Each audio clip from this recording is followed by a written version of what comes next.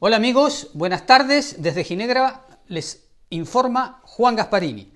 Tenemos el gusto y el placer de estar con César Santoyo Santos, que es un sociólogo, director ejecutivo del colectivo Orlando Fals Borda de Colombia, que está en una gira aquí visitando Ginebra y que se ocupan de esta organización no gubernamental, se ocupa de la búsqueda de los desaparecidos. César, buenos días o buenas tardes.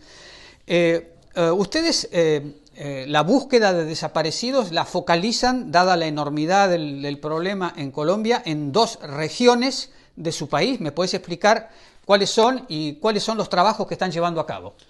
Nosotros, buenas tardes para ti, Sí. para los oyentes y las personas que nos ven en este medio.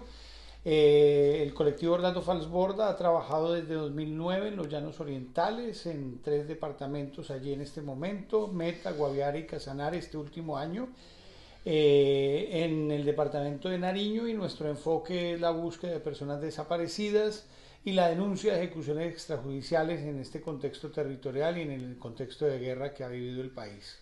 Bueno, ustedes son alertados por la población o descubren ustedes y después, bueno, tienen que coordinar o vincularse con las autoridades competentes para que ellos hagan digamos, la búsqueda concreta de los desaparecidos cuando han detectado un lugar. ¿Es así? Exactamente, hemos construido una metodología de trabajo, la ruta de exigibilidad de derechos, en la cual documentamos los casos de cada víctima, construimos una historia de vida que nos permite organizar la vulneración, analizar cómo sucedió y proponerle a las autoridades competentes unas búsquedas, sobre todo dirigidas a cementerios del país, a los cementerios de los Llanos Orientales, donde hemos encontrado 2.304 personas inhumadas como no identificadas. ¿Y en Nariño también han hecho encuentros de cantidad de tumbas o cómo es? Por supuesto, en Nariño hemos venido documentando 3 cementerios, el de Pasto, el de Ipiales y el de Tumaco, este último donde se espera una intervención por parte del grupo de búsqueda de la Fiscalía General de la Nación y también de la Unidad de Búsqueda de Personas dadas por desaparecidas, y en el cual hemos podido documentar al menos 785 personas inhumadas como no identificadas. Bien, una vez que se da la exhumación y la identificación, ustedes hacen una especie de seguimiento con las familias de lo que sucedió en el caso individual de cada uno de los desaparecidos que encuentran. Efectivamente, con la ruta de exigibilidad de derechos y con una campaña que se llama Campaña Contemos la Verdad, porque todas las personas no identificadas tienen una historia, generamos un acompañamiento integral a las familias que nos permite estar haciendo exigibilidad permanente desde el punto de vista jurídico, un acompañamiento psicosocial, un análisis forense de sus casos y una perspectiva de análisis regional de por qué sucedieron estos temas,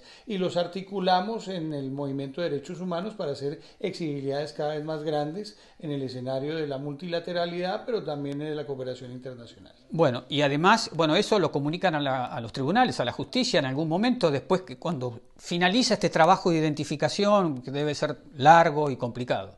Así es, estamos permanentemente en litigio en la representación legal de las víctimas ante las distintas jurisdicciones en el país, organizando agenda desde el punto de vista de cada uno de los casos, pero también aportando información en este momento al Sistema Integral de Paz, a la Jurisdicción Especial para la Paz, y con estas dos instancias generando una exigibilidad mayor para las víctimas en el país, en Colombia. Bien, además, ustedes han investigado o están investigando el problema de los llamados falsos positivos, es decir, personas que eran secuestradas, se los vestían de militares y los ejecutaban, y a cambio de eso los militares tenían prerrogativas, y ustedes se están ocupando también de esos casos. Claro que sí, nosotros hemos venido trabajando una hipótesis en el contexto de estas documentaciones, donde hemos visto claramente una relación entre desaparición forzada y ejecuciones extrajudiciales o falsos positivos. En esto vemos que el bloqueo alimentario, los empadronamientos, la presión que se ejercía contra la población civil sirvió de antesala a los ejercicios con los cuales estos militares cometieron estas ejecuciones extrajudiciales en los Llanos Orientales y otras regiones de Colombia, y esto determina determina también que haya una serie de delitos que tienen que ser todavía esclarecidos por parte de las autoridades competentes. Le tocó a Colombia, como una última pregunta, comparecer ante el Comité sobre las Desapariciones Forzadas de Naciones Unidas recientemente en marzo y hubo múltiples recomendaciones, pero tengo entendido de que Colombia, en tanto Estado, condiciona ciertos artículos a no cumplirlos y eso dificulta la tarea. ¿La puedes explicar esa situación? Sí, desafortunadamente la competencia del comité todavía no es completa para el país porque no se ha suscrito la convención en su totalidad, está condicionada a los artículos 31 y 32, por cuanto no se acepta la competencia del comité en el contexto de su análisis de situación en el país. No se pueden hacer visitas del comité aún, a menos que sea en el contexto informal, y esto determina que todavía no se puedan hacer recomendaciones de fondo frente a la situación de los desaparecidos y desaparecidas en el país. Es necesario que la competencia contenciosa sea asumida por el Estado colombiano y que no siga dilatando la suscripción sin ningún tipo de restricción de la convención. César Santoyo Santos, muchas gracias. Desde Ginebra les transmitió Juan Gasparini.